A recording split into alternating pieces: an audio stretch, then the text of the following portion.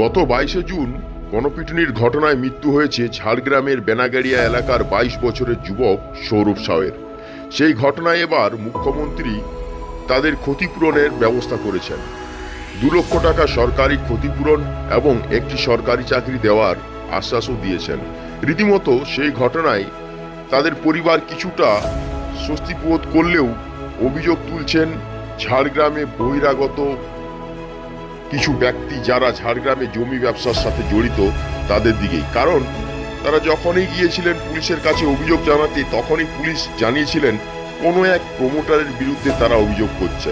কিন্তু সেই অবস্থায় দাঁড়িয়ে তারা অভিযোগ জানান এবং সেই অভিযোগের ভিত্তিতে 2 জনকে গ্রেপ্তার করে জামুনি থানার পুলিশ। রীতিমতো তাদেরকে পুলিশি কাস্টাডিতে নিয়েছে জামুনি থানার পুলিশ। সৌরভ সাউয়ের মা সংবাদ মাধ্যমের মধ্য দিয়ে মুখ্যমন্ত্রীকে আবেদন করছেন যে ঝাড়গ্রামে যেভাবে কিছু বহিরাগতরা এসে জমি ব্যবসার সাথে জড়িত দেদার জমি ব্যবসা চালানোর জন্য ঝাড়গ্রামকে অশান্ত করা চক্রান্ত করছে, যার ফলস্বরূপ সৌরভ সাউয়ের মৃত্যু হয়েছে, সেই বিষয়টি যেন গুরুত্বপূর্ণভাবে দেখেন মুখ্যমন্ত্রী। কারণ জমি ব্যবসা দেদার চালানোর জন্যই কিন্তু একের পর এক যুবককে এভাবে বলিদান দিতে হচ্ছে এবং যুব সমাজকে নেশাগ্রস্তই পরিণত করেছে বহিরাগত আসা কিছু জমি ব্যবসায়। যার কারণেই আজকে ঝাড়গ্রামের এই চিত্র। ঝাড়গ্রামকে রক্ষা করতে হলে একজনকেও ছাড়া যাবে না, এমনটাই কিন্তু আবেদন করেছেন মুখ্যমন্ত্রীর কাছে। হ্যাঁ, 4টা পুলিশ এসেছিল আর 2টো মেয়ে পুলিশ এসেছিল। কি বললো?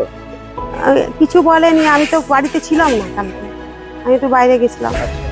তো মুখ্যমন্ত্রী ঘোষণা করেছেন যারা গণপিটুনিতে মৃত্যু হয়েছে তাদের পরিবারকে 2 লক্ষ টাকা কম্পেনসেশন এবং একটা করে সরকারি চাকরি। এতে আপনারা খুশি?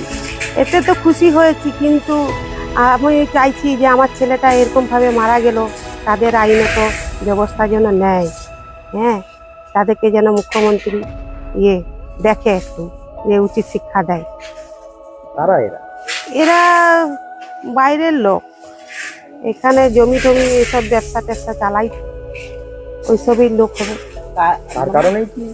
তার জন্য আমার ছেলে মারা গেল।